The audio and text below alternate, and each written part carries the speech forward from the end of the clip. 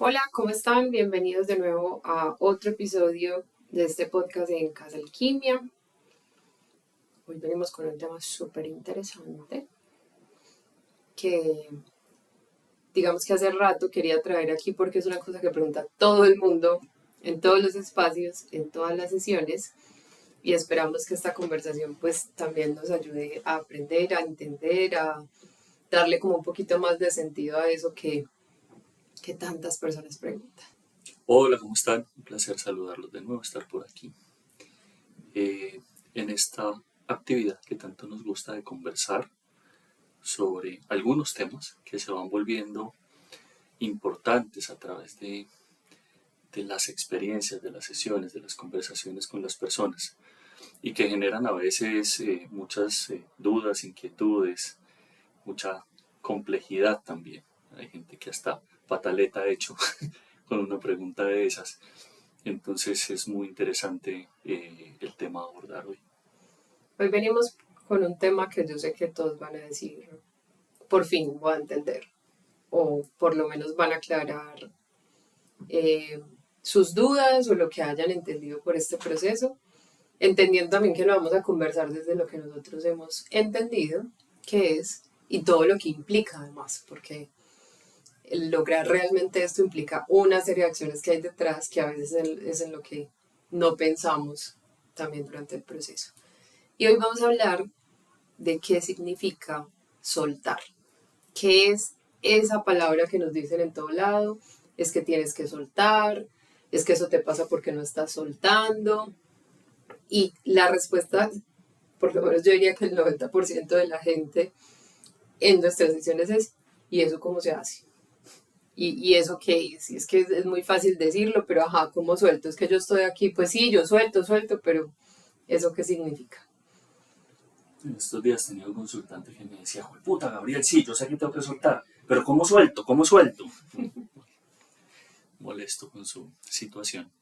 Cabe aclarar como siempre que nosotros hablamos desde una base experiencial, desde lo que nosotros hemos vivido en nuestros propios procesos, con los consultantes, bueno, también pues apoyados en algunas cosas de la literatura, pero más que nada es una base de nuestra experiencia trabajando con las personas. Partamos como de tal vez la definición más simple y ya pues vamos como abarcando. Pero ¿qué dirías tú que es soltar? O sea, ya de una vez pues como sin anestesia. Sin anestesia. Soltar en términos generales es la acción de entregar. Y generalmente cuando hablamos de soltar es poder entregar todo aquello que no nos pertenece. Cuando hablamos de soltar significa que estamos reteniendo algo en nosotros, ¿no? Que estamos aferrados a algo y que ese aferrarnos a algo nos produce un peso, ¿sí? Que no nos permite avanzar. Y ese peso puede ser simbólico, emocional o a veces literal en acciones. Entonces se vuelve obviamente muy relativa la acción a ejercer, en tanto que el soltar será relativo a la carga que yo estoy llevando o la carga que he asumido. Y de dónde he asumido esa carga o de dónde viene esa carga, porque las cargas que nosotros llevamos pueden venir de muchos lugares muy variados, que enseguida pues hablamos, digamos, un poco de dónde vienen esas cargas que nosotros llevamos, pero digamos hablando en términos generales, soltar es la acción de dejar de aferrarnos a ciertas cosas que ya no deberíamos tener con nosotros y que nos hemos negado a soltar o a dejar de un lado para poder avanzar en nuestro camino. Entonces, normalmente cuando le decimos a una persona que hay que soltar, es porque encontramos que está llevando en sí algunas cosas que le entorpecen su camino. Ese camino de encontrarse a sí mismo, de realizarse, de integrarse, de individualizarse, ¿cierto? Eso que nos ataja, que es un bloqueo. Entonces regularmente vemos que la persona no logra avanzar y no se siente avanzando porque hay unas cosas que le hacen peso, como que le pesan en la maleta de la vida y que no le permiten, comportarse, avanzar, caminar con soltura en el camino de la vida.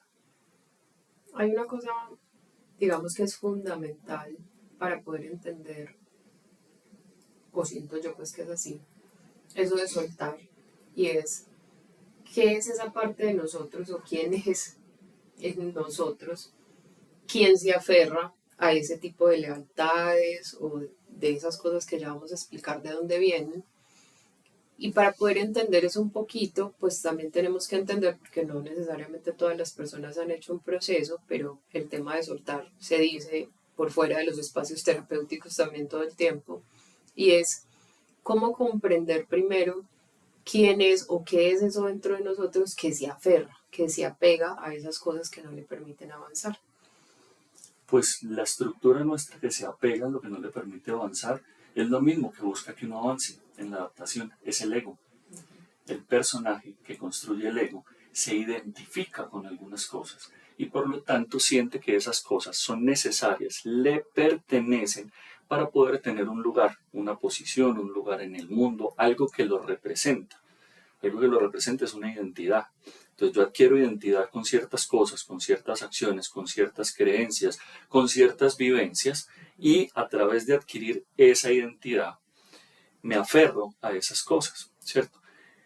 Es uno, digamos, el proceso de identidad es un proceso que de alguna manera contribuye al desarrollo del ser. Es decir, nos aferramos a cosas, a verdades, a realidades, a experiencias, a creencias para poder evolucionar como seres humanos.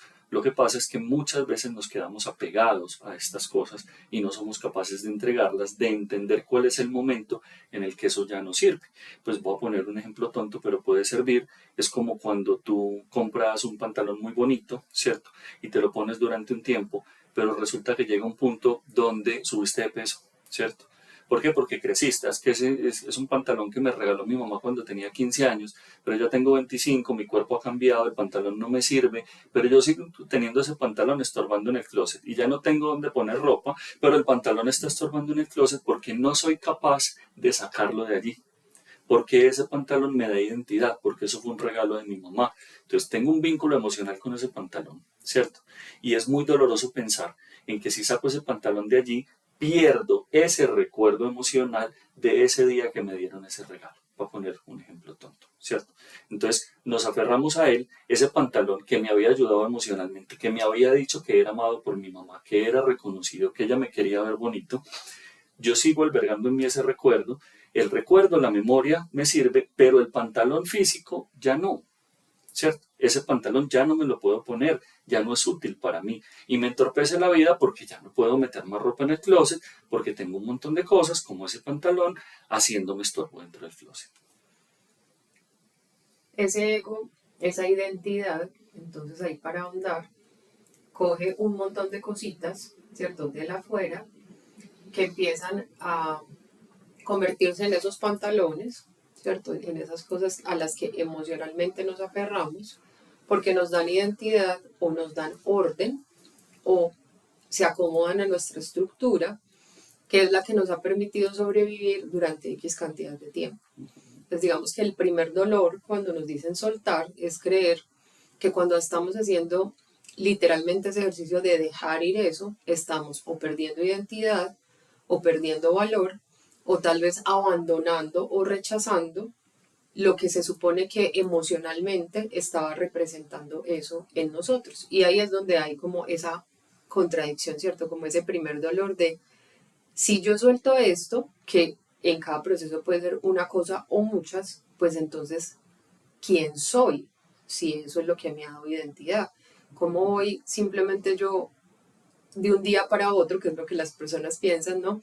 A sacar ese pantalón del closet y con toda la naturalidad del mundo a meter ropa nueva, sin sentir que estoy traicionando algo dentro de mí, que era lo que me hacía pues aferrarme a esas cosas que no quiero soltar, ¿cierto? Entonces dentro de eso hablamos, que lo hemos hablado mucho, que nosotros empezamos a tomar de nuestros padres, de nuestra familia, del contexto educativo, social, religioso, pero son un montón de cosas de la afuera que empezamos a tomar para estructurar ese ego.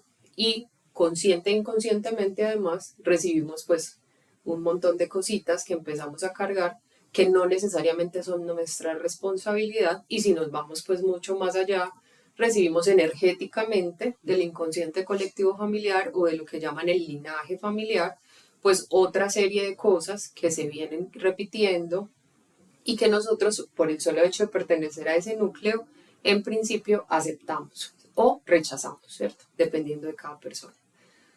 Muchas de esas cosas es como cuando tú analizas, ve, en mi casa todas las mujeres se quedan solas, o todos los hombres son alcohólicos, o todos los hijos resultaron con este problema, o a todos se nos enreda el dinero, ¿cierto? Todas esas cositas que recibimos de lo inconsciente, y ya otras cosas que recibimos un poquito más consciente y no, que es cómo me debo portar, cómo me debo vestir, cómo debo hablar, si soy hombre o mujer, cómo debo representar ese rol en la sociedad, que, digamos en esas cosas, qué se espera de mí, cuál es la idea del éxito, cómo se supone que yo debería más o menos comportarme en mi vida, y en muchas de las situaciones un montón de responsabilidades, ¿cierto? Entonces asumimos que nos debemos hacer cargo de la mamá o del papá o del hermanito o de X o Y situación, que como estabas diciendo ahorita, en algún punto de la vida eso se nos convierte en un peso muy grande y nos duele la espalda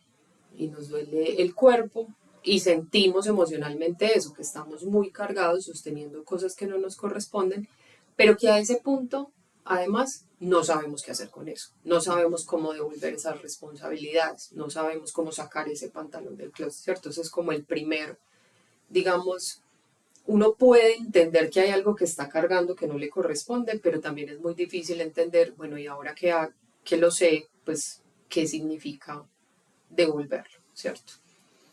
Varias cosas que decir ahí. De atrás para adelante como el cangrejo, lo primero que hay que decir es que muchas veces, en muchas ocasiones la persona sabe exactamente qué es lo que tendría que hacer, pero no tiene una base sólida de pensamiento para poder lograrlo, ¿cierto? Ahí es cuando muchas veces las personas acuden a terapia, porque a través de la palabra podemos encontrar esa base sólida de pensamiento que le permita comprender a su mente que es el momento y la hora adecuada para soltar eso que vengo cargando. Pero las personas, los seres humanos, necesitamos afianzarnos en alguna verdad. Y muchas veces, aunque pensemos en nosotros mismos, yo debería sacar ese pantalón del closet, ¿cierto? La culpa, lo que me ha dado identidad, no me permite realmente hacerlo. Es como que yo sé que lo debería sacar de ahí, eso ya está mugroso, ya está roído, ya está feo, pero aún así hay algo que me bloquea, que no me permite emocionalmente acceder a ello.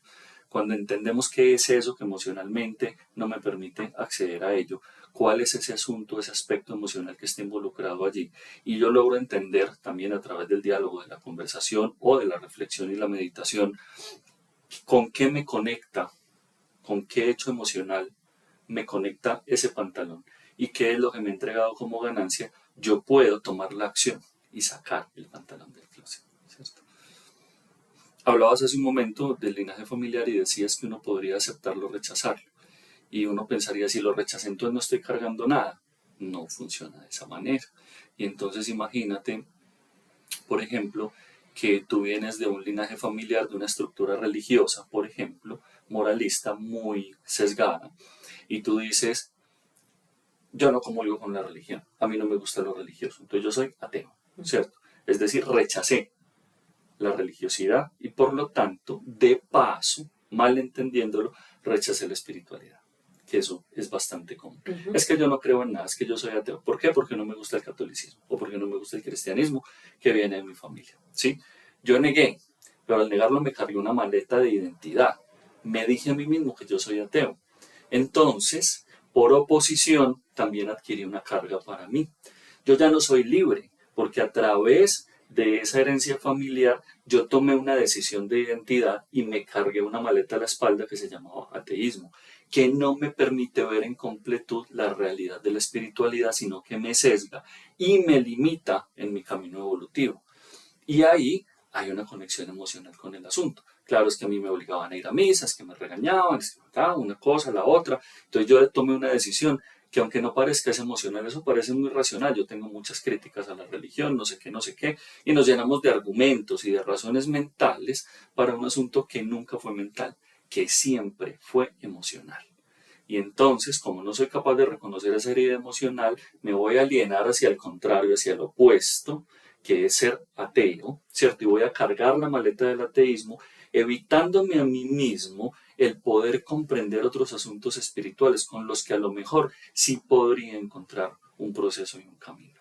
Ahí existe una cosa súper clave y es la emoción, ¿cierto? Entonces, lo primero que tendríamos que entender y es que para poder soltar, pues tenemos que entender cuál es la emoción que nos vincula con ese asunto que tenemos que aprender a soltar. Dos elementos, la emoción y la ganancia. Uh-huh. Toda decisión de identidad tiene una ganancia. Y entonces uno dice, entonces lo que nos da identidad y a lo que nos aferramos es aquello que ha sido positivo o bonito. No, cualquier emoción, cualquier hecho de la vida nos puede dar identidad y puede entregarnos a nosotros una ganancia. Es decir, una persona que es lamentablemente de las cosas más comunes que encontramos, una persona que fue abusada sexualmente cuando era niño, cuando era adolescente, ¿cierto? Sufrió un abuso sexual. Y ese abuso sexual ha determinado mucho de sus formas de vinculación con los otros y de sus formas de placer, ¿cierto? Entonces hay ciertas cohibiciones o restricciones sexuales, hay cierto displacer por ciertas cosas, ciertas dificultades con el vínculo con lo masculino, con lo femenino, depende de dónde obviamente venga el abuso, pero eso le da una identidad, una certeza, una seguridad. Ha empezado a cargar una maleta que le da una ganancia secundaria y es poderse identificar como víctima. Y es que como yo sufrí esto, y es que como a mí me pasó esto, y es que como a mí me abusaron, y es que como a mí me violaron, se convierte en una, digámoslo de una manera muy cruda, en una muy buena excusa para no vivir en plenitud. Entonces, en lugar de resolverlo, nos alienamos al papel, por ejemplo, de víctima en este caso, y vivimos el papel de la víctima que nos produce una ganancia y es la generación de compasión y comprensión en el otro. Entonces mis vacíos emocionales los lleno a través de la compasión del otro, contándole que yo soy así o soy de esta manera o actúo de esta manera porque es que yo fui abusado sexualmente, ¿cierto? Entonces no hay una idea de trascenderlo, sino que yo me quedo cargando la maleta, identificándome con ello, porque sí, hay una herida emocional fuerte que hay que abordar, que hay que resolver, pero esa herida emocional me ha producido una ganancia secundaria, que es lo que entendemos como ganancia secundaria, que es la forma en que hoy eso me permite vincularme con el otro a través de la excusa de yo soy así o esto no me funciona o es que yo no soy muy sexual porque es que como a mí me abusaron, ¿cierto? Entonces, por consecuencia, yo soy de esta manera y así debería ser aceptado. ¿Qué pasa cuando generalmente nosotros no somos conscientes de esas ganancias secundarias, ¿cierto? Y de hecho, en principio golpean muy duro el ego, ¿cierto? Cuando tú le dices eso a una persona, por ejemplo, en el caso que estabas poniendo del abuso sexual, que aclaramos no estamos desconociendo el dolor emocional que existe ahí ni el trauma que eso dejó, pero cuando tú le dices a una persona, ojo, que aparte de esto, estás obteniendo esto como ganancia secundaria, pues eso siempre es un golpe bastante fuerte al ego, ¿cierto? Porque claro, tú le estás diciendo, es como el ego lo recibe como, o sea, yo no puedo sufrir por esto, ¿cierto? Yo no me puedo identificar con esto que me hizo tanto daño, porque se supone que estoy obteniendo algo a raíz de esto, ¿cierto? Como que eso genera mucha contradicción. Y lo vemos pues en las personas que eso los desdibuja un poco al momento de hacer esa comprensión inicial en ese rechazo del ego de por qué me está sacando del lugar donde yo he encontrado identidad, ¿cierto? Lo que pasa es que eso lastima el ego porque parece un juicio, ¿cierto? A primera vista del ego parece un juicio, pero es lo natural. Entre más intensa haya sido la experiencia de dolor, más vacío emocional produce, más desvalorización del ser produce, ¿cierto? Y es que si alguien se tomó el derecho de violentarme es porque yo debo ser muy poco valioso. Eso es lo que piensa el subconsciente. ¿Cómo se protege el subconsciente? Buscando valor externo en donde no hay valor interno. Es perfectamente normal y natural que se haya una ganancia secundaria allí. Hombre, sí, hay personas que en cierto momento de la vida lo entienden, lo comprenden, lo trabajan, lo sanan y siguen caminando sin esa herida emocional, que siempre va a estar ahí la cicatriz, siempre va a estar el recuerdo, pero ya no duele, ¿sí? Que es lo que entendemos como sanación, el poder entender que esos eventos que ocurrieron en la vida ya no me duelen, ya no me generan dolor ni un conflicto energético, emocional o físico, que muchas veces se traduce a lo físico, y entonces hay gente que lo tramita y hay personas que se quedan en el sufrimiento. Y siempre lo hemos dicho, el dolor es inherente, ¿cierto? La experiencia dolorosa es inherente al ser humano, el sufrimiento es opcional, pero la opción que tomamos de sufrir deviene del vacío intenso que genera esa huella de dolor, ese evento sumamente traumático que me hace desvalorizarme, que yo no soy capaz de reconocer en mí el valor que tengo y por lo tanto necesito al otro para que me diga que soy valioso. Entonces ahí como funciona el mecanismo es que yo fui abusado sexualmente. ¿Y qué pasa? Que entonces el otro me reconoce, demuestra compasión por mi situación y al mostrar compasión por mi situación me está dando un valor que yo siento que no tengo. Entonces, parte del proceso de sanar muchas veces está ligado, está relacionado con poder, a través de no doler lo que me pasó, comprender que aún con eso que me pasó, yo sigo siendo valioso. Eso está muy bonito porque también hay muchas personas que dicen, no, pero es que eso yo ya lo solté. No, es que yo no pienso en eso. Entonces, como dicen, como yo ya no pienso en eso, como yo ya no tengo vínculo con esa persona que me generó dolor, o como yo simplemente lo guardé en el baúl de lo intocable dentro de mi subconsciente, entonces fue que yo ya lo solté, ¿cierto? Pero todo a tu alrededor te está diciendo que no. Tu tristeza, tu depresión, tu sistema nervioso desregulado, tus enfermedades, la manera como te sientes en este momento vacío, pues claramente te está diciendo, venga, usted no soltó nada, usted lo que hizo fue evitar hacer el proceso de cicatrización, hacer el proceso de sanación para que realmente se configure un ya lo solté, ¿cierto? Entonces, ¿qué pasa también cuando entendemos que ese soltar es como no mirar? Lo que pasa allí es que una herida que no se ha cerrado es una herida que no se ha cerrado si la pretendamos omitir, ¿cierto? Si yo voy caminando y me hago una herida en la pierna y esa herida está sangrando y yo digo simplemente mentalmente no me duele, no me duele, no me duele, no me duele y yo sigo caminando como si nada pasara, si esa herida no se cierra va a seguir sangrando y esa herida se va a contaminar y esa herida de pronto va a hacer otros daños en el organismo, ¿cierto? Porque por más que yo mentalmente me diga a mí mismo que eso no me va a generar dolor, hay que sanar la herida, ¿cierto? La herida no se va a cerrar sola, solo porque yo omita que se cerró. Y además, porque vuelvo y digo, en el trauma, en el dolor, hablando del caso del trauma y del dolor, pues específicamente en el trauma y en el dolor se configuran otros asuntos que van ligados con ese trauma y con ese dolor, como estaba hablando, por ejemplo, de la desvalorización. Y es que si a través de esa herida emocional, de ese ejemplo que estábamos poniendo del abuso sexual, yo siento que sexualmente no represento nada, entonces yo genero un vacío energético. Además, en mi útero, hablando de la mujer, y en mi zona genital, o en el hombre, en su virilidad, por ejemplo, hay hombres que cuando han sido abusados sexualmente tienen dificultades, por ejemplo, para ejercer su potencia sexual porque les quitaron su poder sexual. Ya son impotentes ante la sexualidad porque fueron abusados. Entonces tienen problemas de disfunción eréctil, muy jóvenes inclusive. Y en las mujeres se ve en cosas como, por ejemplo, los ovarios poliquísticos o la foliculosis que llaman hoy, ¿cierto? Que es esa inflamación en los óvulos que no llegaron a término, o en temas como la endometriosis, por ejemplo, en donde hay un rechazo a lo sexual y todo se contrae de una manera que produce realmente unas heridas allí, que lo que están representando son unas heridas emocionales no resueltas. No es que eso yo ya lo trabajé porque como yo lo hablé y conté que eso me había pasado y pues yo ya no me siento mal por eso, y muchas veces hay que ir más allá para poder soltar esa verdad, para poder no identificarme, porque la pregunta no es si ya lo sané, sino hasta qué punto yo me sigo identificando con ese hecho.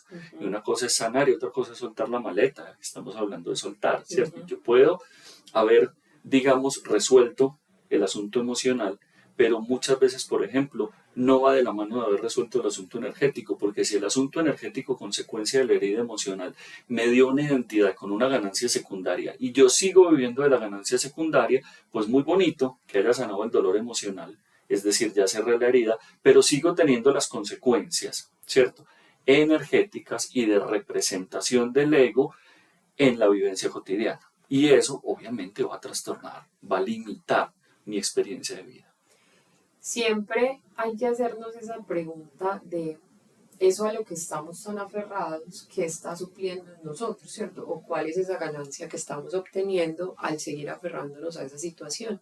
Y para llevarlo del otro lado, no cuando hay un trauma, no cuando hay un dolor. También nos ha pasado que hay personas, por ejemplo, que no se que no son capaces de cerrar ciertos vínculos, relaciones y demás, porque lo que extrañan es el bienestar, ¿cierto? La seguridad, la protección, la felicidad que sentían estando en ese lugar y no son capaces de aceptar que no necesariamente el soltar algo requiere de un proceso doloroso, ¿cierto? Que a veces hay cosas que simplemente cumplen su término y que ya no necesariamente tenemos que estar allí.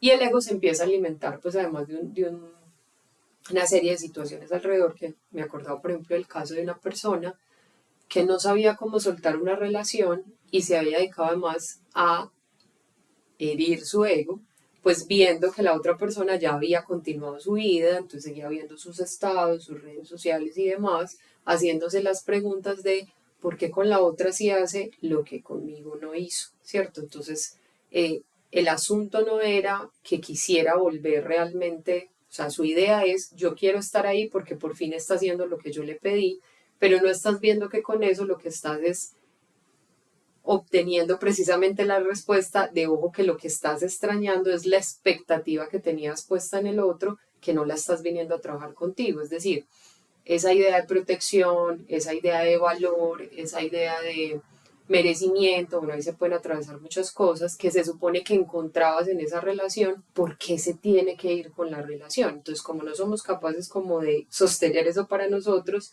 entonces también somos como, por favor, no se vaya, que es que si usted se va, yo ya no soy la persona segura, merecedora, valiosa, que se supone que era con usted.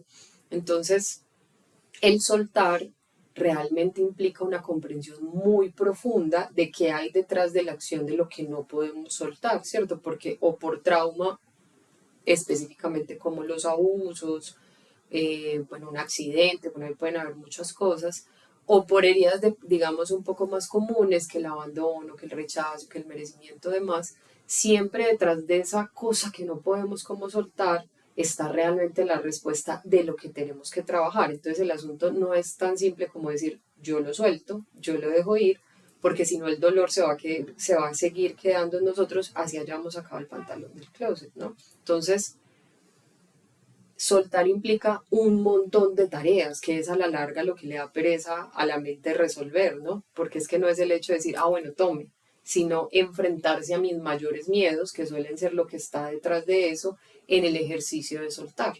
Entonces, va mucho más allá, ¿cierto? Entonces, ok, identifico el pantalón en el closet y qué sigue. Lo que pasa es que ahí lo que hay que entender es cuando yo tengo, por ejemplo, un duelo afectivo, y en general de cualquier índole, ¿cierto? Cualquier cosa a la que yo tengo que renunciar, lo que estoy perdiendo es una parte de mi identidad. Y eso es absolutamente doloroso para el ego. Porque aquello que yo me identifico me da valor. Eso es muy importante entender. Todo con lo que yo me identifico, hago identidad con ello porque me da valor. Cuando yo pierdo eso con lo que me identificaba, necesariamente para el ego estoy perdiendo valor. ¿Y esto de dónde viene? De una idea muy sencilla que viene de la crianza, ¿cierto? En donde hay una idea de que no somos nada hasta que algo construimos por nosotros mismos. Por eso los papás se centran mucho en la idea de que la crianza es hacer de los hijos alguien en la vida, que sean alguien. Cuando tú te preguntas si alguien representa algo, si es exitoso, te preguntas qué ha logrado, qué tiene. Porque no estamos acostumbrados a ver al ser humano, inclusive desde sus bases, como un ser completo, como un sujeto completo. Hay completud. Hasta hace poco, hasta el 2006, creo, que salió la Ley de Infancia y Adolescencia, el niño no era un sujeto de derechos, era poco más o menos un objeto. Y hasta hace unas décadas la mujer era un objeto, no representaba ningún valor porque no podía construir ningún valor por sí misma, porque el aspecto emocional y vinculante que nos acompaña a todos desde que nacemos es un valor por sí mismo, ¿cierto? Pero eso, nosotros nos hemos separado como seres humanos de esa idea. Entonces no nacemos como seres completos, sino como una cosita que hay que rellenar de cosas y que se tiene que rellenar de cosas para adquirir valor. no tiene valor en sí mismo. Es decir, no es exitoso solo porque haya nacido, que es como deberíamos ver a cualquier ser vivo. Es exitoso solo porque nació, solo porque vive, solo porque está, ya es valioso. No estamos acostumbrados a eso. Como no estamos acostumbrados a eso, nos separamos de lo que naturalmente somos. Y al separarnos del valor intrínseco que tenemos como seres humanos o como un ser viviente, entonces ahí sí, el ser humano, que es racional, porque eso no le pasa al perro o al gato, él se va a seguir sintiendo valioso porque él nace completo y vive en su completud. El pajarito, la mata, ¿sí? Que no es racional, que no es dual como nosotros, no se siente vacío, ¿sí? Se siente completo, más allá de sus circunstancias. Nosotros no. Nosotros tenemos que ser, hacer algo, representar algo o tener algo para poder tener valor. Y entonces de allí viene la idea de que si yo suelto todo lo que me ha dado identidad y por lo tanto valor, cuando yo lo entrego, pierdo valor, porque ya dejo de representar eso que representaba. Y eso que representaba me daba un lugar en el mundo. Y nosotros, al no tener valor al nacer, no tenemos un lugar en el mundo. No tenemos un lugar en el mundo que naturalmente, si nosotros nacemos, tenemos el mismo derecho a cualquier persona a disfrutar de la vida, de la tierra, de lo que la tierra nos da. Pero y voy a decir algo muy político, el capitalismo nos roba ese derecho y nos dice que para tener derecho a vivir tenemos que producir, o sea, ya tenemos que representar algo, ya tenemos que entregar algo, ya tenemos que producir algo, sea conocimiento, riqueza, posesión, lo que sea, pero algo tenemos que representar. Cuando yo pierdo esa representación porque perdí el empleo, porque perdí mi pareja, porque estaba estudiando algo y no logré terminarlo, porque mi tarea en la vida era criar mis hijos, pero ya mis hijos se fueron, entonces viene el síndrome de nido vacío, que es una forma también de apropiación, viene el dolor, el vacío, porque yo no hice con mi vida nada por mí mismo, sino que toda la vida me la pasé llenando un vacío que no existe además. Y si ese vacío no existe, solo está en mi mente, es un vacío imposible de llenar, es imposible de abarcar. Tan imposible de abarcar que mucha gente tiene títulos, tiene grados, posgrados, doctorados, riqueza, están forrados en plata y dicen, yo no le veo sentido a vivir. Yo me siento absolutamente vacío, porque es un vacío que como está en tu mente es imposible de llenar y por eso cualquier cosa que pierdes es absolutamente dolorosa. En el proceso de soltar, entonces, tenemos que hacer un ejercicio además que suele ser bastante complejo y es cambiar nuestras ideas, ¿cierto? Nos hemos aferrado a un montón de ideas que son de donde hemos construido nuestra identidad y por ende el soltar implica decidir cuáles son las ideas con las que ahora quiero seguir viviendo. Y uno de los mayores miedos, digamos, que yo veo, por lo menos en los procesos, es eso de, pero es que si yo ya soy el que decido, ¿a quién le echo la culpa después? Porque es que por lo menos antes, en esa ganancia secundaria, yo podía decir, pero es que fue por culpa suya, pero es que fue porque usted me hizo eso, pero es que fue porque usted me entregó esto, pero es que fue porque nadie más sabía, porque las circunstancias me obligaron. Dicen mucho, es que yo no tuve otra opción, ¿cierto? Entonces, me estás diciendo que soltar es que yo me tengo que hacer responsable y eso asusta un montón. Claro, porque es que culpar al otro viene de lo que estábamos hablando. Cuando yo pongo la responsabilidad del otro, entonces no estoy perdiendo valor, porque yo ya soy poco valioso. Si a mí me dicen que además eso que pasó fue mi responsabilidad, ¿cierto? Es decir, que yo toque responsabilizarme emocionalmente, que yo toque dejar de culpar el afuera, porque es que culpar el afuera es no sentirme culpable yo mismo. Si yo no me siento culpable, tengo un poco más de valor, ya no tengo tanta pérdida o tanta fuga de valor propio, intrínseco. Entonces, ¿qué pasa? Cuando a mí me dicen que me haga responsable, que esto es una cosa muy bonita y muy importante que hay que entender. Si yo no me siento valioso, ¿cómo puedo hacerme responsable? Y el asunto no es cuando uno habla de responsabilidad, la gente dice, entonces yo soy el responsable de que me haya pasado esto o aquello. Entonces yo soy el responsable de que el otro haya decidido atracarme, atacarme, vulnerarme, violentarme, violarme. No, no eres responsable de la acción del otro, pero eres responsable de no sufrir a partir de la emoción del otro. Eres responsable de tu dolor emocional, de cómo lo gestionas. Entonces, cuando tú en la vida empiezas a entender que tú eres un ser completo, que tú eres un ser emancipado, individualizado, ¿cierto?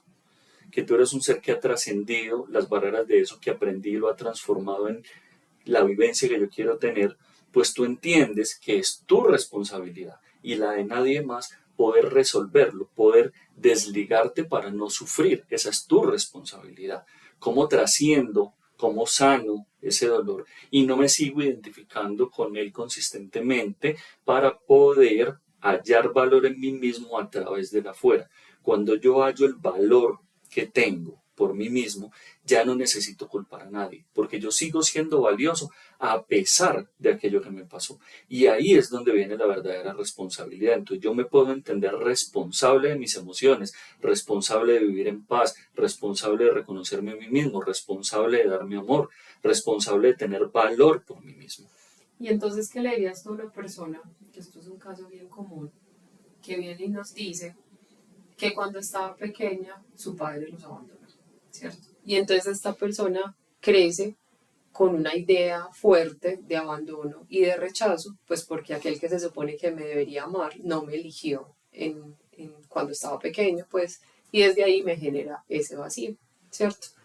Y a ese punto la persona no ha relacionado ni ha comprendido que tiene, digamos, esa herida de abandono. Pero cuando empiezas a escuchar su historia, ¿cierto? Te das cuenta que es lo más común, que esas personas se van buscando al papá en cada uno de esos vínculos, sobre todo de pareja, y más cuando no hubo otra figura que hubiera reemplazado esa figura paterna, ¿cierto? Entonces suele suceder, o yo me convierto en el papá de la familia, o yo me voy buscando de hombre a hombre o de mujer en mujer esa figura paterna que me está faltando, ¿cierto?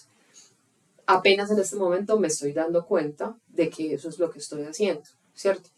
Claramente no podía hacerme responsable antes porque no estaba consciente de que eso era lo que estaba haciendo, pero aún así estoy siendo responsable de las elecciones que tomé en ese momento desde mi inconsciencia, ¿no? Como dice por ahí, hay un asunto de la ley que dice que el hecho de no saber no te exime de la responsabilidad. ¿Cómo apropiarse de eso en ese momento? Así lo que hay que entender es que el ser humano tiene una cosa que se llama la voluntad, el ejercicio de la voluntad. Pero el ejercicio de la voluntad solo llega cuando tenemos las habilidades y las capacidades para poder ejercer la voluntad sobre nosotros mismos. Cuando tú tienes 4 años y eres abandonado, tú no puedes elegir nada, porque no tienes la voluntad, la capacidad de elegir nada. Entonces tú no puedes elegir, por lo tanto no puedes elegirte, por lo tanto te sientes abandonado. Yo no puedo decirle a un niño que no se puede sentir abandonado, ¿cierto?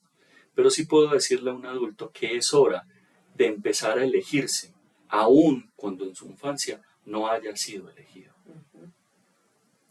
Y en lo que centro entonces la terapia es en poder lograr que esa persona encuentre su valor propio, ¿cierto? ¿Dónde está su valor propio? ¿Cuáles son, a partir de esa herida emocional, las decisiones o las maletas que decidió cargar en su vida? Y a través de identificarlas y de poder encontrar su valor propio, hacerse responsable a través de la voluntad, ¿cierto? De no abandonarse a sí mismo. Porque lo que encontramos es que esas personas abandonadas tienden a abandonarse y viven abandonados y desprovistos de sí mismo toda su vida. Por eso, o buscan llenar ese lugar paterno porque están desprovistos de sí mismo y necesitan ocupar otro lugar porque no tienen lugar, o buscan ese lugar en otros consistentemente, sin buscarlo en sí mismo, es decir, te has abandonado. Y si te has abandonado, entonces ¿cuál es tu responsabilidad? Solo tú tienes el poder de elegirte a ti mismo a través de la voluntad. Entonces, ¿qué hacemos? A través de reforzar la autoestima, es decir, de ayudarle a la persona a encontrar su valor propio, le ayudamos a entender el poder de su voluntad y a entender que en el ejercicio de voluntad puede empezar a elegirse a sí mismo por encima de los demás o a pesar de los demás y de las circunstancias de los demás. Cuando yo me elijo, ya no necesito ser elegido, por lo tanto el no haber sido elegido no duele. Y esa es una de las cosas que tal vez atraviesa ese miedo de soltar, y es, si yo me elijo, eso significa que estoy siendo egoísta. No. Elegirse a uno mismo es un acto de amor. y nosotros venimos a vivir el amor. Y el primer amor que hay que vivir es el amor propio. Elegirse a uno mismo no es pasar por encima de los demás. Ojo, no estamos hablando de vulnerar un principio ético, ¿cierto? De pasar por encima de la voluntad del otro para ejercer mi voluntad, pero sí de no subrogar mi voluntad a la voluntad de otro, que eso es una cosa distinta, que es cuando hablamos de poner límites, ¿cierto? Y es que yo ya no tengo que ser obediente a la voluntad de otro cuando yo soy libre de ejercer mi propia voluntad porque hallo valor en mí. Cuando yo no hallo valor en mí, es muy fácil doblegarse a la voluntad del otro, inclusive creyendo que es mi propia voluntad la que está en ejercicio. No, es que yo me dediqué la vida a cuidar a mi mamá, porque es que yo decidí cuidarla porque no había nadie más que la cuidara, pero detrás de eso hay una cantidad de actos de manipulación. Entonces, claro, en ese caso a lo mejor papá los abandonó, la mamá se quedó sola, entonces yo necesito resarcirle porque como yo no soy valioso y no tengo valor en mi vida, valor por mí mismo, pues yo me alieno a esa realidad de tener que ser el cuidador de mi mamá y estoy sujeto, mi voluntad está sujeta a la voluntad de mi mamá o de mis hermanos porque ninguno se quiere hacer cargo, porque todos se casaron, hicieron familia, están en el exterior, están muy ocupados en sus cosas y resulta que la única persona que lo puede resolver soy yo. ¿Por qué? Porque eso me da lugar. Y eso me da lugar, pero me quita mi libertad, porque me quita mi voluntad de decidir por mí mismo, ¿cierto? Entonces es una maleta que estoy cargando. Yo me hice cargo de esa persona porque soy incapaz dentro de mi vacío existencial, emocional, de ejercer mi voluntad, porque si yo no soy valioso, ¿cómo ejerzo mi voluntad? No tengo poder de elección si yo no me doy valor a mí mismo. Y ojo, estamos hablando cuando realmente la decisión está atravesada por todas estas cosas, porque hay personas que voluntariamente dicen, yo me quiero quedar cuidando a mi mamá, yo me quiero quedar viviendo en este espacio, yo sí siento que este es el lugar donde quiero estar. Y no necesariamente cuando uno se da cuenta del peso que trae, necesariamente cambia la circunstancia. Es decir, yo puedo entender qué fue lo que me hizo quedarme aquí, por ejemplo, cuidando a mi mamá, pero podría ahora tomar esa decisión desde mi voluntad de una manera diferente, que ya no me pese. Lo que pasa es que ahí hablamos de la neurosis. Cuando algo que yo hago, que yo vivo, cuando una circunstancia no me genera neurosis, yo estoy bien. Entonces no hay una queja, no hay un dolor y por lo tanto no hay una carga. No hay un peso, hay una responsabilidad. Yo decidí, a mí me gusta, me encanta vivir con mi mamá, atender a mi mamá, yo honro a mi vieja y me gusta vivir y me parece práctico porque no tengo que ir a pagar un lugar aparte, estar viniendo, vivo cómodo, yo no estoy buscando una pareja, ¿cierto? Yo no quiero tener, no sé, si soy un hombre no quiero tener una esposa, unos hijos, yo vivo bien como estoy, es una decisión de vida. Y si es mi decisión de vida porque es mi camino, no tendría que implicar una carga, es decir, no tendría por qué ser un factor de neurosis o disparador de neurosis. ¿Dónde viene la neurosis? Donde yo no me siento cómodo con lo que está pasando, donde yo me siento mal, donde yo me siento satisfecho, donde yo siento que están abusando de mí, ¿cierto? Que es ahí donde yo digo, tú tienes todo ese sentir, tienes todo ese problema porque lo sientes como un problema, eso es un peso que estás cargando, pues no te permite soltarlo porque no eres capaz de ejercer tu voluntad, ¿cierto? Ahí estamos hablando de cosas distintas. Y hay veces que hay gente que dice, sí, esto me genera conflicto, pero hombre, yo no quiero renunciar a cuidar a mi mamá, solo quisiera que las cargas fueran más equitativas. Claro, entonces ejerce tu voluntad, elígete, y elegirse también es poner límites, ¿cierto? Y entonces hay un caso muy bonito de una consultante de estos días que precisamente era una persona que cuida a un abuelo, ella es la nieta de ese señor tiene hijos, ¿cierto? Pero los hijos no se habían responsabilizado porque ella siempre había creído que tenía que ser la responsable. Al empezar a entender que su vida tiene un propósito y un valor en sí mismo, ¿cierto? Y empezar a entender que es un ser libre de decidir, ¿sí? Empieza a encontrar que su voluntad no está alineada con estar sujeta todo el tiempo al cuidado del abuelo. Y entonces se propone poner límites. Y se sienta con su familia y le dice, bueno, un momento, que de ahora en adelante nos vamos a turnar de esta manera. Sí, yo vivo con el abuelo, ¿cierto? Yo voy a tener unos días donde lo voy a cuidar, pero de hoy en adelante ustedes se encargan de estos y estos días y cuando yo tenga estos eventos o estas actividades, pues alguno va a tener que venir a cuidarlo porque ahora yo siento que tengo el derecho de empezar a vivir mi vida. Tengo, ahora sí, cuando me hallo valioso, puedo encontrar el poder de mi voluntad en el ejercicio de mi vida para poder desarrollar en mi vida un propósito que no necesariamente está alineado con cuidar permanente, consistentemente y cotidianamente al abuelo. Qué rico, yo quiero vivir con mi abuelo, a mí me gusta vivir con él, me gusta compartir con él, pero no quiero ser esclavo de esa circunstancia. Eso le hacía peso, y no es que ella quiera soltar el abuelo y largarse para que Andorra a vivir una vida él distinta. verá qué hace con él. No, claro, pero su dificultad y lo que no le permitía encontrar sentido y propósito a su vida es que había entendido que su vida estaba ligada a esa responsabilidad de cuidar el abuelo. Es decir, que esa responsabilidad era lo que le daba valor. Exactamente, que ella era valiosa por poder atender a esa responsabilidad. O sea que ahí tenemos identificar el dolor emocional, identificar dónde se perdió el valor causado por ese dolor emocional, recuperar el valor para poder recuperar la voluntad y a partir de recuperar el valor y la voluntad, ahí sí empezar a tomar las decisiones que necesitemos tomar para ya poder hacer ese ejercicio de soltar, que generalmente atraviesa poner límites. Porque cuando yo me elijo, siempre va a haber alguien en contra de que yo me elija, porque eso siempre va a entorpecer a alguien. Cuando yo dejo de ser el bobo de la oficina que se queda hasta las 11 de la noche trabajando, mientras el jefe se va a las 5 de la tarde a tomar cerveza, entonces el jefe no está contento, porque ya no está el bobo que se sacrifica por los demás. Entonces cuando yo me elijo y empiezo a poner límites, generalmente va a haber alguien en oposición, a quien no le va a gustar que uno deje de ser el esclavo, que uno deje de ser el que subroga su voluntad porque no haya valor en sí mismo. Cuando haya valor en mí mismo y me elijo, no estoy siendo egoísta. En ningún sentido me estoy dando amor. El egoísmo es cuando yo paso por encima de la voluntad del otro, pongo mi voluntad encima de la del otro para hacerlo esclavo de mis necesidades, de mis caprichos, de mi comodidad. Cuando yo esclavizo al otro estoy siendo egoísta porque estoy cogiendo el poder de su voluntad y lo estoy llevando para mí. Y eso se llama manipulación. Hay una cosa que también a veces se enfrenta uno, y en estos días lo hablábamos con otra consultante, y es la idea de si yo me elijo, como se supone que me tengo que elegir, le estoy generando otros traumas o otros dolores emocionales a esas personas con las cuales entonces tendría que poner ciertos límites, ¿cierto? Entonces a veces esa voluntad se ve frenada por la idea de elegirme le va a hacer daño al otro.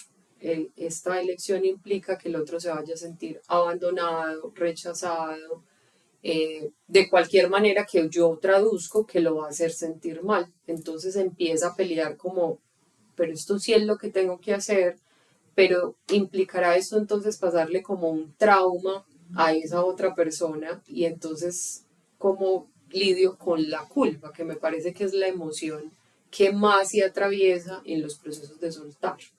Lo que pasa es que la culpa deviene de un hecho muy particular y es que creemos que nos sentimos culpables por soltar al otro porque somos muy bobos, ¿cierto? Pero es que resulta que cuando al otro le genera un dolor traumático, porque, es decir, el soltar efectivamente siempre va a generar dolor. Eso está claro. El otro va a tener que atravesar por un duelo, ¿cierto? Yo me puedo elegir a mí mismo a pesar de que el otro vaya a atravesar por un duelo. Y eso tiene, digamos, muchas formas y muchos matices. Pero lo primero que hay que entender es que la culpa deviene de una verdad que aunque no nos habita conscientemente, sí nos habita subconscientemente. Y es que yo hice al otro que se identificara conmigo. Cuando yo seduje al otro, yo lo manipulé. Y lo que le enseñé al otro, básicamente, era que el otro tenía valor porque yo le daba valor. ¿Ves?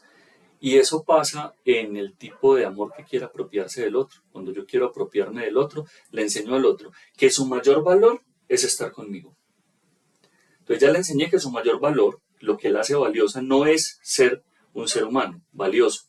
Yo no le enseñé a esa persona que era valiosa. Le enseñé que era valiosa porque estaba conmigo. Es que usted sin mí esto, es que usted estando conmigo esto y lo demás, y yo le reconozco esto, y mire que yo soy el único que la ha querido así, que la ha amado así, que le ha dado picos así, que ha amado los crespos suyos como son, y en fin.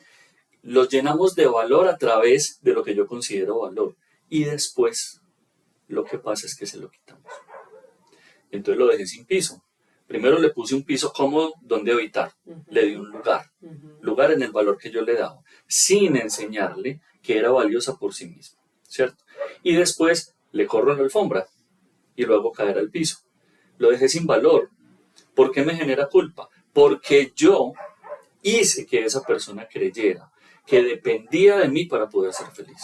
Es decir, que yo era quien le daba valor. Y eso no es verdad. Eso es un acto de profundo egoísmo, eso es manipulación. Pero, desafortunadamente, el 99% de las relaciones de pareja se establecen en una forma de manipulación. Por eso el enamoramiento. En el amormiento es, yo te muestro que soy todo lo que no soy, es decir, que soy más o menos perfecto, y en esa perfección tú vas a hallar un valor enorme. Te voy a hacer valioso porque te voy a elegir, ¿cierto? Claro, toda esta perfección y te elegí a ti. Yo soy tan bueno. Todo lo que tú esperabas, por favor. Soy todo lo que tú querías en la vida. Yo soy tan bueno, tan perfecto, que tú tienes que estar conmigo. Eso es una mentira. Tú no tienes que estar conmigo para ser feliz. Tú no tienes que estar conmigo para ser valioso. Tú eres valioso por quien tú eres. Porque es que entonces también empieza un proceso en donde yo hago que te identifiques conmigo y tú haces que yo me identifique contigo para poder poseernos. No para amarnos, para poseernos, ¿cierto? Y en esa posesión después queremos arrancar ese lazo, ese hilo conductor que nosotros mismos creamos. Y ahí es donde viene la culpa. Claro, es que yo me voy a ir de aquí, yo te volví mierda, porque yo te vendí la idea de que esto era perfecto, de que yo era perfecto para ti, es más, de que tú eras perfecta para mí.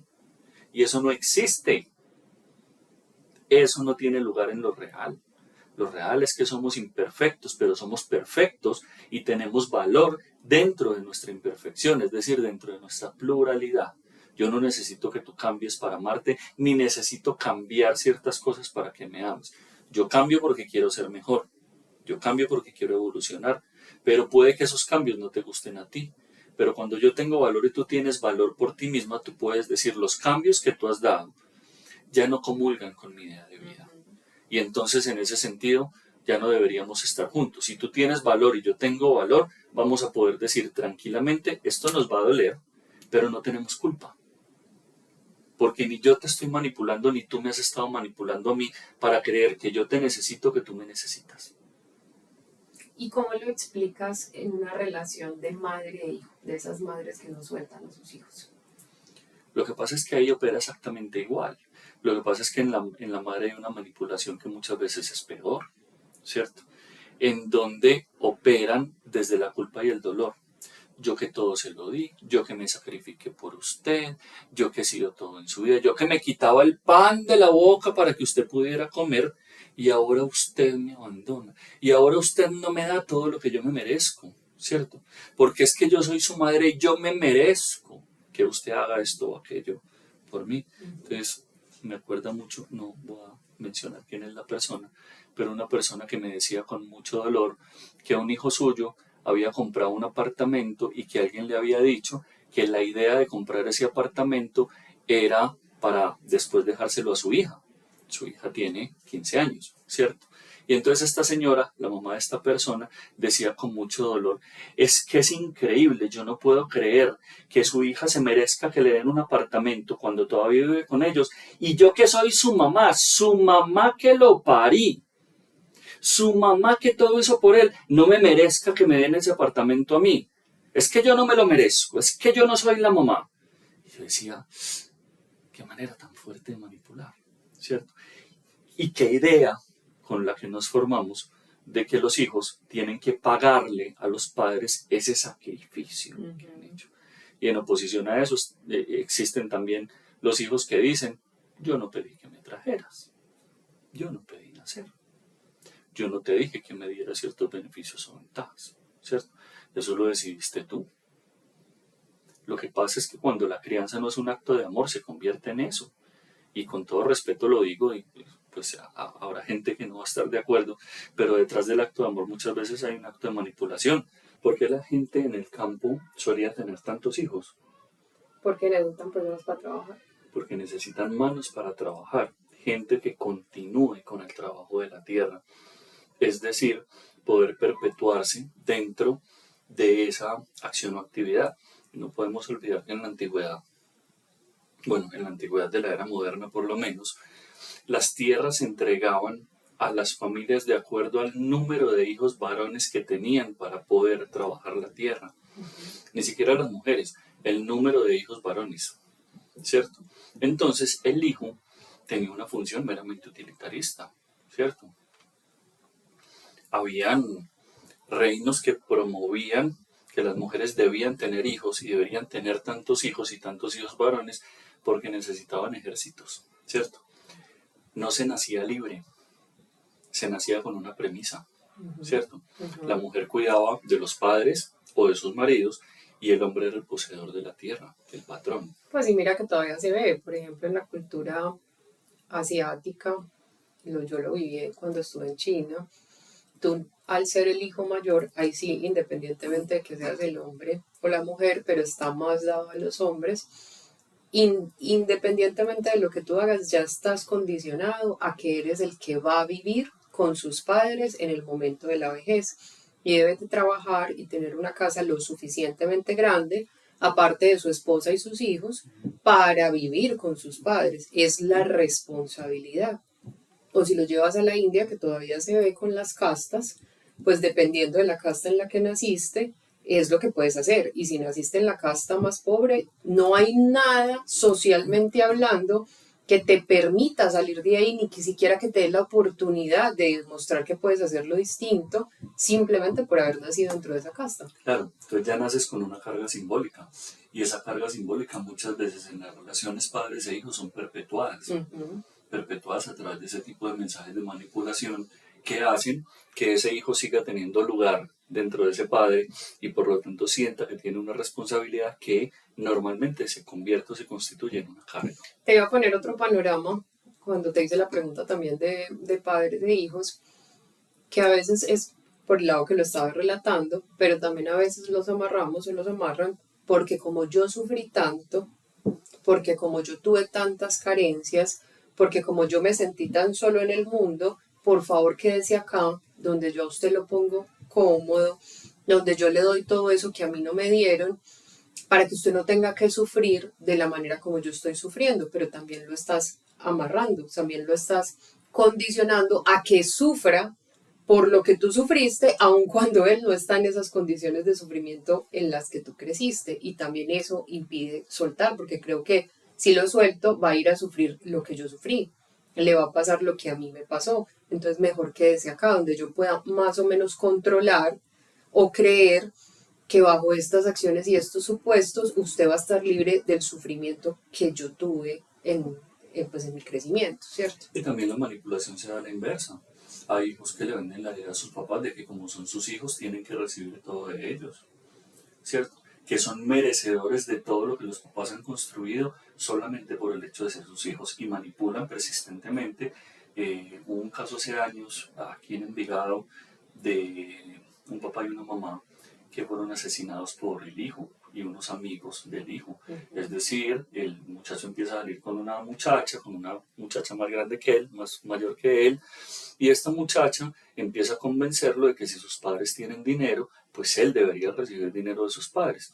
Y el muchacho pues no trabajaba, entiendo que no trabajaba, no estudiaba, no recuerdo muy bien la historia, era pues poco más o menos una persona que vivía de sus papás todo el tiempo, ya tenía 20 y tantos años, y lo empiezan a convencer de la idea a tal punto de que el muchacho decide con los amigos de que como en la casa hay una caja fuerte, van a simular un atraco para sacar el dinero de la caja fuerte y que él pueda tener dinero para pasar bueno, porque sus papás pasan bueno, él por qué no. Y en medio del atraco, pues las personas que lo acompañaban se desesperan porque el señor no quiere entregar el dinero y los asesina. Imagínate. Entonces a ese punto llegamos. Yo conozco otro caso de una persona que cuando era muy peladito sufrió unas quemaduras, producto de lo que él describe y señala como un descuido de la mamá. Y hasta muy adulto, ese muchacho manipulaba a la mamá, inclusive con la comida. Y le decía, claro, como usted me dejó quemar cuando era chiquito, claro, como usted siempre me ha descuidado. Era lo que siempre le ponía como carga a ella. Y ella respondía a eso complaciendo todo lo que podía complacer sobre ese hijo. Pero ese es un gran ejemplo de la ganancia secundaria. Claro, de ser víctima, lo que estábamos hablando ahorita. Él se pone en el lugar de víctima para obtener una ganancia sobre su mamá y entonces él está identificado como víctima, pero además la hace identificar a ella como victimaria. Claro. Y entonces obtiene una respuesta emocional y una acción obviamente conducida por esa respuesta emocional a su favor. Claro. Ella también, porque al ceder a esas solicitudes, está ganando un lugar en su hijo, resarciendo aquello por lo que se siente culpable. Y esa es su ganancia secundaria. Qué interesante eso. Si fuéramos capaces de encontrar esas ganancias secundarias, sería mucho más fácil de ejercer la voluntad para salir de ellas. Claro. Lo que pasa es que ahí habría que entender que tengo que renunciar a la ganancia secundaria, que es la que en último término le está dando lugar a mi ego. Uh-huh. Muchas veces esas ganancias secundarias nos ponen en una situación muy solitaria, ¿cierto? Y entendiendo esa ganancia secundaria como aquello que mi ego necesita para sentir valor, ¿cierto? Pasa mucho, y eso creo que es un caso que vemos mucho, de esas personas que dicen, es que si yo no hago, nadie más hace, ¿cierto? Que generalmente son muy controladoras y que creen y sienten que todo a su alrededor funciona porque ellos lo hacen funcionar. Entonces suelen venir muy cansados porque se sienten muy solitarios en la tarea de sostener el mundo, ¿no? Se me parece a este dios griego que está agachado aquí sosteniendo el mundo, ¿cierto? Cuando uno empieza a atar esos cabos, pues y a través de la verbalización a entender, pues, de dónde, ¿cierto? Lo que sucede es eso, yo he encontrado valor, o sea, estoy tan carente de valor que he encontrado valor haciendo todo lo que el otro necesita, porque a partir de eso es que yo me siento valioso dentro de este círculo. Entonces, claro, cuando tú preguntas, generalmente esas personas, si hacen una observación objetiva, no es que el mundo no hubiera estado dispuesto a ayudarte, sino que tú en tu afán de encontrar valor, hiciste que todo a tu alrededor se tuviera que hacer de la manera que tú quisieras y entonces el otro dice, bueno, pues si usted quiere solucionar el mundo, pues para mí es mucho mejor, ¿cierto? Pues no me tengo que hacer cargo, ¿cierto? Entonces, claro, mi ganancia ocasional es, pues yo no me tengo que hacer cargo, maravilloso, secundaria, perdón, yo sigo con la ocasional. No me tengo que hacer cargo, porque para eso tú te estás haciendo cargo. Y tu ganancia, aún con el peso que implica hacerte cargo, es tener un lugar, que generalmente es un lugar de autoridad, ¿cierto? Porque como decidimos lo que se va a hacer y la manera, la forma, el tiempo en el que se tiene que hacer, eso nos da valor a través de creer que tenemos una autoridad o un lugar de respeto dentro de esa dinámica social, familiar o donde nos estamos encontrando. Es muy difícil, entonces ahí dice, pero ¿cómo suelto el control? Claro, es que soltar el control es soltar mi valor o mi lugar, que ahí se ve súper claro con todo lo que estás hablando, porque es que yo solo he encontrado un lugar en el mundo a partir de hacer que el otro esté cómodo, pero yo no tengo ni idea cómo sentirme yo cómodo sin hacer eso por los demás. Entonces, ese jale, ese lleva y traiga que me cuesta tanto, se vuelve muy difícil porque algo que tú decías ahorita y es que generalmente en los procesos de soltar, como estamos soltando partes de nuestra identidad, siempre implica el volver a conocerse. Y el volver a conocerse implica un montón de miedos porque entre más nos tardemos en querer conocernos, entre más años tengamos, pues más preguntas se nos vienen o más miedos se vienen de, pero ¿cómo así si yo he sido así toda la vida? O sea, ¿cómo me estás diciendo que tengo que aprender a hacer de otra manera? O recuerdo ahorita algo que me decía precisamente un consultante, pero si yo chiquito resolvía, pero si yo más joven no me sentía de esta manera, ¿cómo me vas a venir a decir ahora que yo a mis X tantos años me tengo que sentir cómodo con no saber qué hacer o con no saber cómo responder en este momento frente a las situaciones? Claro, es que te estás volviendo a conocer y en ese volverse a conocer, tú no tienes ni idea con qué te vas a encontrar. Entonces, dígame por favor hacia dónde voy para poder entender qué tengo que hacer para poder llegar a ese lugar. Yo decía, pues que yo no sé tampoco para dónde vas, es que tú eres el que se está conociendo. Y en la medida en que te vayas conociendo, entenderemos para dónde va ese camino. En ese proceso de soltar hay una cosa que nos cuesta mucho y es la incertidumbre. Y es un aprendizaje, digamos, consecuente de aprender a soltar. Lo que pasa es que ese proceso trae el dilema de la libertad, ¿cierto? Y es que cuando yo me libero de las cadenas, no tengo ni idea por dónde volar. Porque ser esclavo de las decisiones, de las circunstancias, permite una idea de comodidad, porque eso me da un lugar, ¿cierto? Entonces, si yo he decidido alienarme de una idea, sea impuesta, sea decidida por mí mismo, que me hace esclavo de una situación o de una circunstancia, eso me da un lugar. Así sea un lugar de sufrimiento, así yo me queje todo el tiempo, este trabajo de mierda, esto hacerme cargo de todo el mundo, esto está muy pesado y muy Esta difícil, relación. porque eso atraviesa por la queja todo el tiempo. Eso llega a un punto donde atraviesa por la queja todo el tiempo y la queja lo único que nos está diciendo es, no estás cómodo. No estás cómodo, ¿por qué? Porque lo que busca tu alma es la libertad para poder seguir el camino del propósito de tu vida. Pero cuando el alma empieza a entender que esa vida del ego que he decidido tener como prisionero no está permitiendo el desarrollo del propósito de vida que se tiene, entonces empieza a haber una enorme incomodidad. Y ahí viene el, pero si yo antes no me sentía así, pero si yo antes me sentía bien con lo que estaba haciendo, pero si yo antes me sentía bien en esa circunstancia, ¿por qué ahora no? Porque ahora se supone que lo tengo que soltar, es que porque ya no me siento cómodo en esa situación. Es donde yo le digo a la gente, porque tu alma está buscando la libertad para poder ser quien viniste a ser, para poder hacer lo que viniste a hacer. Y tú no has vivido tu vida por vivir la vida de los demás. Entonces, ahí tiene que ocurrir un proceso de transformación, de darse cuenta, de soltar, de volver a explorarse y a reconocerse para poder entender qué es lo que quiero, qué me gusta, a través del camino que vine a vivir, para que soy bueno, hábil, cuál es mi servicio, para poder entender cuál es mi propósito de vida. Y para eso tengo que soltar todas esas maletas que me atrapan desde el ego. O sea que, hilando de nuevo, reconocemos el dolor emocional, trabajamos sobre recuperar el valor que nos corresponde, que nunca nadie nos ha quitado, ¿no? Ejercemos nuestro poder de voluntad, tomamos decisiones que implican poner límites y ser capaz de traspasar nuestra culpa en poner esos límites. Y sucede una cosa maravillosa y es que nos volvemos a conocer. Entonces, más o menos, cada proceso de soltar implica que esa parte de nosotros que estamos soltando deja espacio a una parte de nosotros que puede nacer, que puede ser reconocida dentro de ya nuestra propia identidad real, ya no creada a partir de esas circunstancias o de esas maletas o de esas cosas que decidimos sostener. Nace una nueva idea de mí mismo. Entonces nace un nuevo lugar en el mundo para mí. Eso es lo bonito del proceso.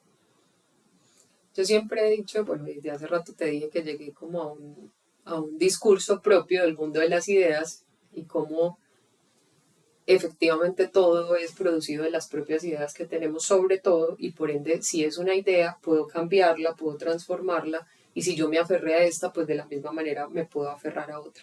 Pero el ego es el que pelea, ¿cierto? Con esa idea de, no, espérate, esto nos ha servido toda la vida, pues ¿qué más? Ya llevas 30 años siendo triste, pues 30 más, ¿cierto? Pues es como la conversación, a mí me gusta como poner en esos términos la conversación del ego. 30 más, pues somos funcionales, igual estamos trabajando, pues ahí hay una pareja así, no es la pareja ideal, sexualmente hablando no es como lo que imaginaste, pero ¿para qué te vas a desacomodar, cierto? Ese miedo a desacomodarnos es el que no nos deja precisamente poder crear nuevas ideas en nosotros. En estos días escuchaba a alguien decir, qué bueno que en el mundo haya más gente incómoda, que te lo dije, porque precisamente de la incomodidad es que nacen las preguntas más importantes del ser y es lo que nos permite realmente decir, estoy tan incómodo que si no tomo otra decisión, pues esta incomodidad me va a estallar. Y muchas veces viene detrás de la idea de la incomodidad la idea de me quiero morir, quiero perder mi vida. Es que la idea, la comodidad conduce a la muerte, porque conduce a la inacción. Nosotros tenemos lo que llama el psicoanálisis una pulsión de muerte, una pulsión de vida. La pulsión de vida se alimenta del placer. Cuando yo estoy cómodo, nada emocionante pasa, porque no pasa nada distinto. Entonces, cuando no pasa nada emocionante, no hay nada que vivifique mi experiencia, que me haga disfrutar. Entonces, hablaba en estos días precisamente de un círculo de palabras, cómo ponernos incómodos, cómo la dificultad nos produce el placer de atravesarla, ¿cierto? Cuando nosotros vivimos el placer de atravesar la dificultad, vivificamos la idea de estar, de pertenecer. Cuando la vida se vuelve plana, ¿cierto?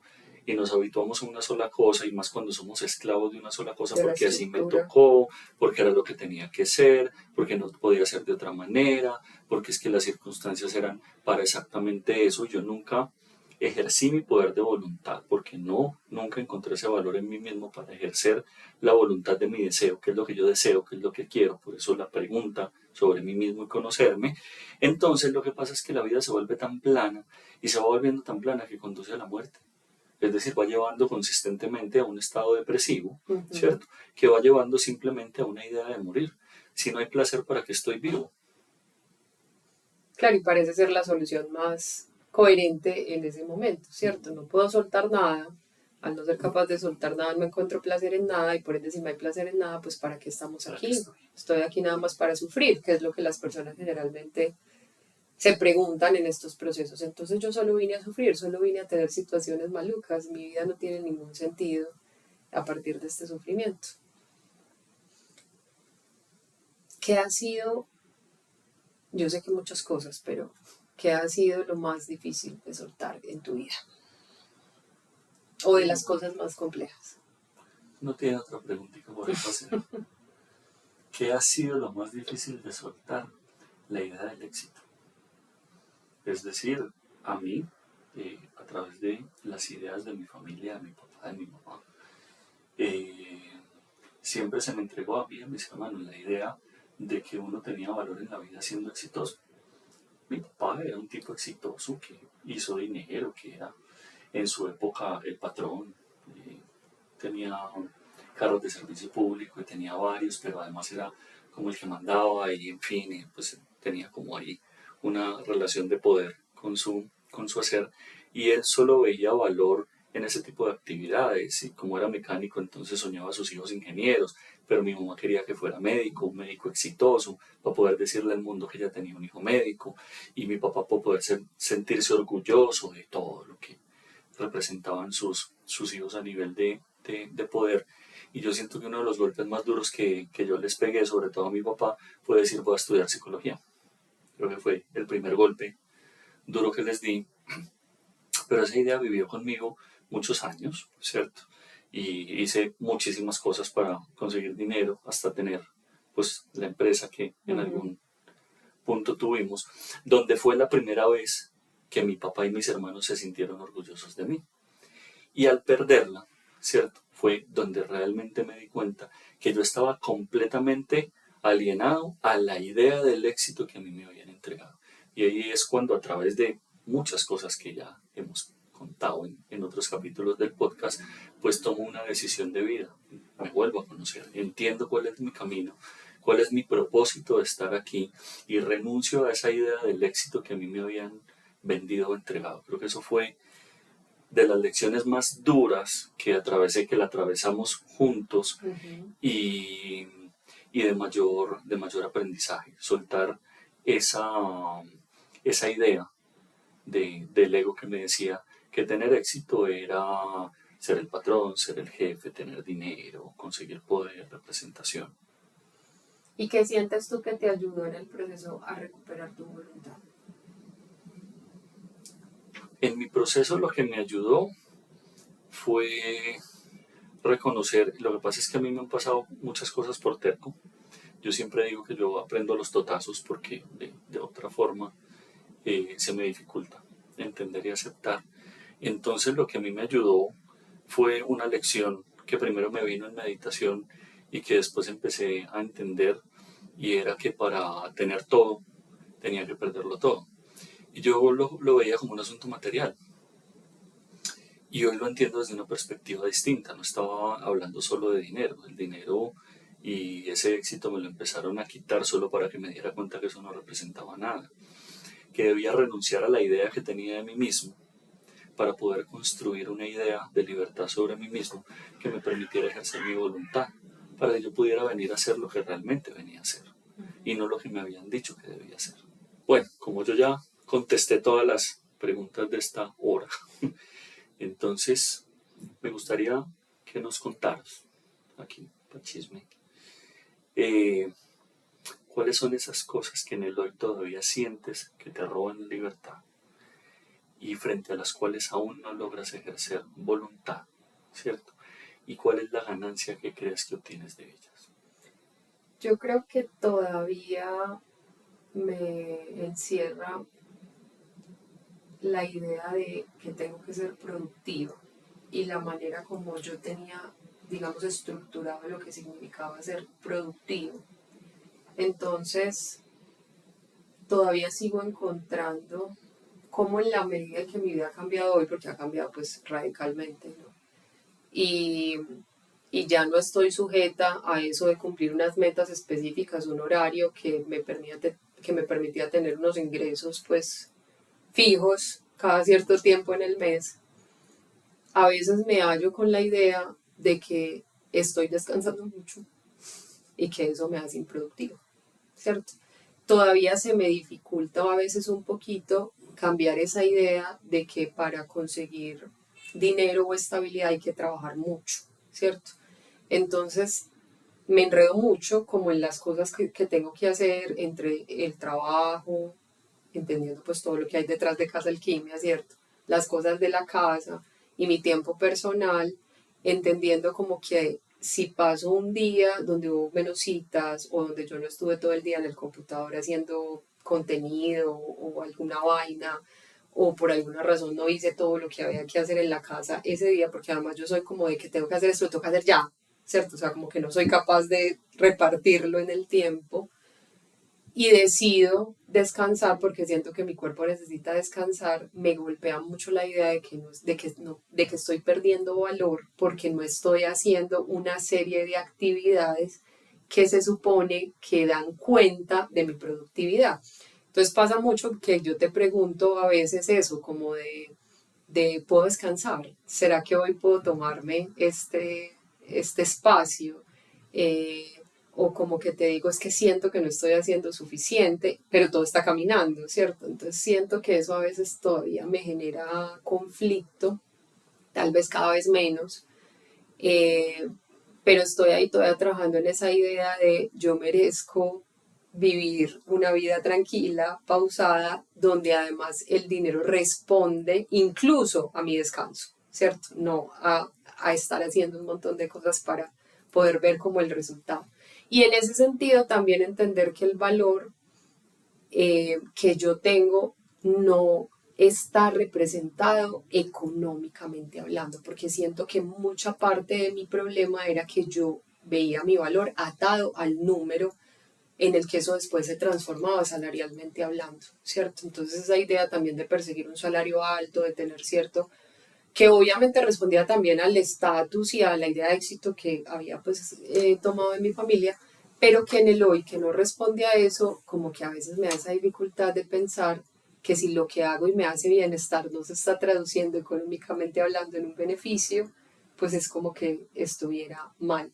Pero el cargarme con la idea de que tengo que hacer muchas cosas en algún punto todavía me hace estar en un papel de víctima, que ahí está mi ganancia. Es como yo hago tanto, entonces gracias a que hice tanto, pues por favor déjenme descansar, ¿cierto? Entonces es muy gracioso porque yo no debería condicionar mi descanso a una idea de productividad y al mismo tiempo la ganancia que obtengo es estar muy cansada, que no es una ganancia en ningún sentido, pero es como poder botar todo por un momento para poder descansar porque ya sostuve tanto que es imposible que no me pueda dar este descanso y obviamente eso se ha ido en temas de sentirme agotada, de que me miren como, ay, es que usted trabaja mucho, como mi mamá me dice, hija, es que tú todo el tiempo pegada a eso, vení, descansada, date unas vacacioncitas, vení, yo te invito a tal cosa, entonces, claro, como que eso es como, ay, claro, es que como yo he trabajado tanto, claro, mami, voy contigo de vacaciones, claro, yo te agradezco, por favor, dame eso,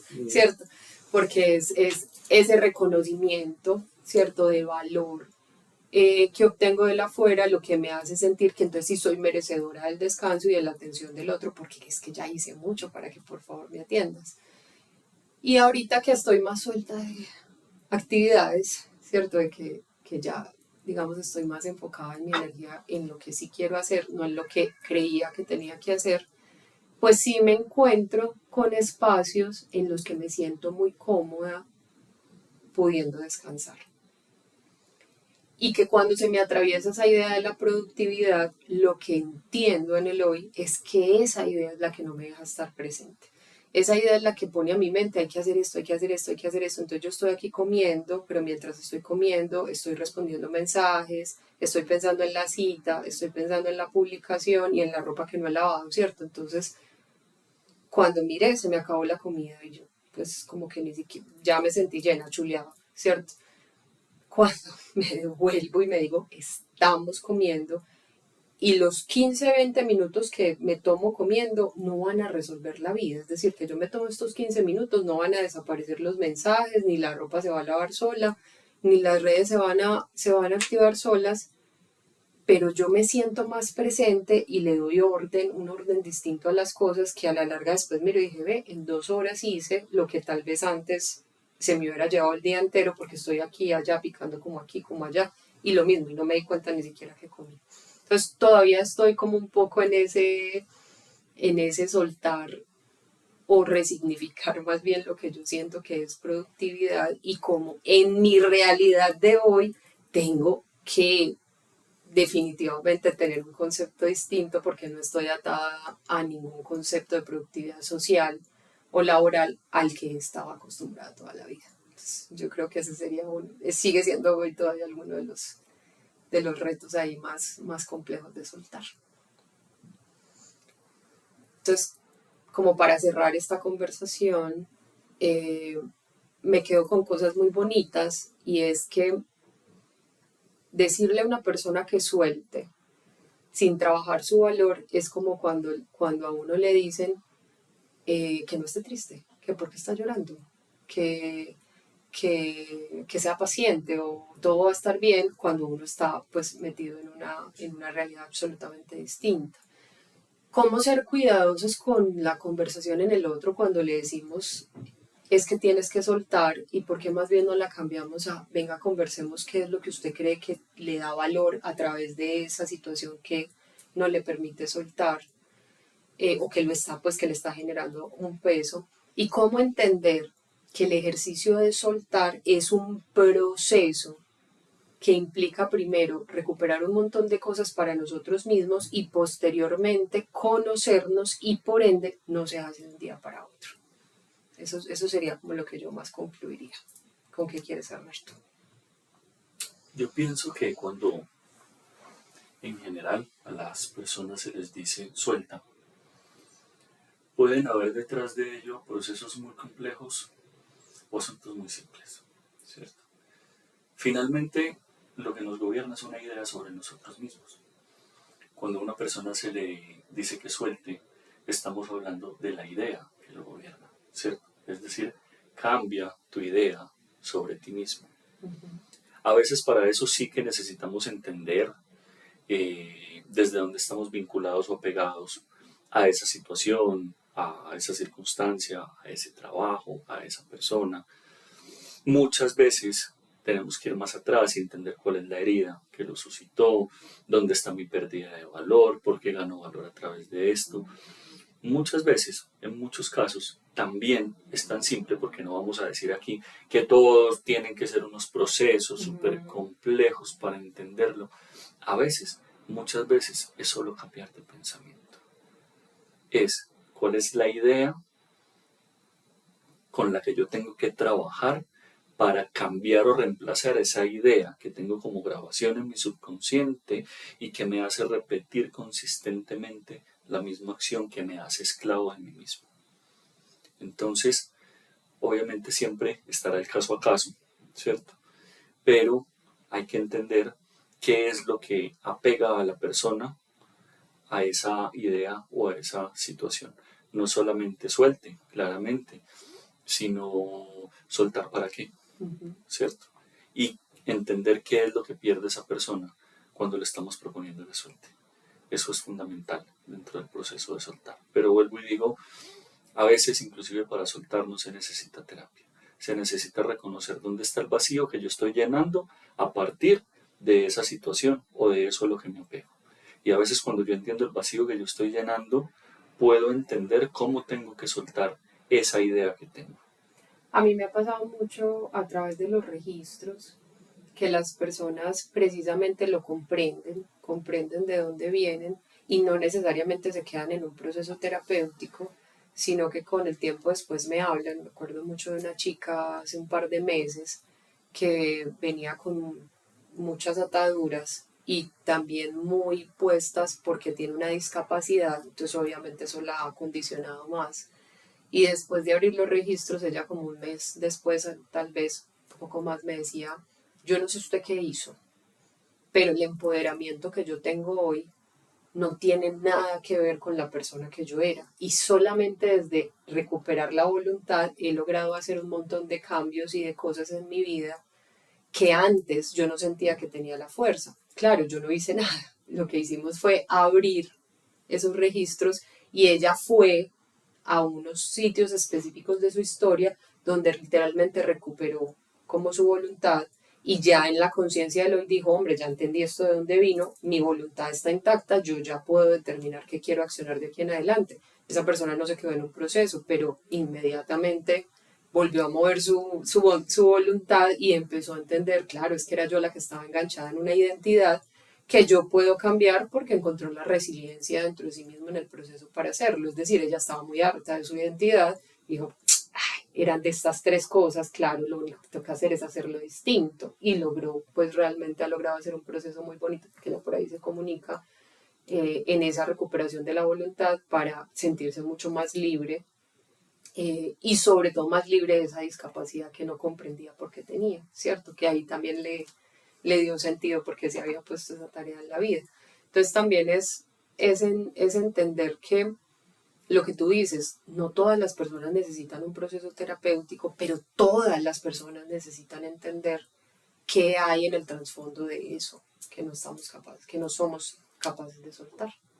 Yo creo que ahí ya más o menos exploramos este tema. Agradecerles a todos los que llegaron hasta el final de esta conversación. Para nosotros siempre es muy feliz pues como sentarnos a traer estos temas que se nos atraviesan en la cotidianidad, en nuestra experiencia, en los procesos. Como decía Gabriel, esto es más hablar desde lo que hemos aprendido nosotros en nuestro camino, pero también lo que nuestro hacer nos permite ver cada día con cada caso. Eh, que ahorita decías fuera de cámara ahí un poco, pero que es muy bonito cuando uno conversa y pone en orden también como esas cosas que ha aprendido a través de acompañar a otros, pero a través del proceso personal. Así que muchas gracias por llegar al final de esta conversación, al final de este video. Como siempre, invitarlos a que nos dejen los comentarios, a que nos cuenten si hay algo más sobre lo que quisieran profundizar, si hay otro tema sobre el que quieren que hablemos. Para eso está este espacio, para que sea realmente una conversación y nutrirnos como de la experiencia de todas las personas que quieran participar de este encuentro. Invitarlos también a que nos sigan en nuestras redes sociales, las redes de Casa Alquimia. Ahí tenemos, además del espacio terapéutico, una comunidad muy bonita donde hacemos diferentes actividades cada mes. Entonces, que siempre exista la invitación para que nos sigan y estén ahí pendientes de las actividades propuestas.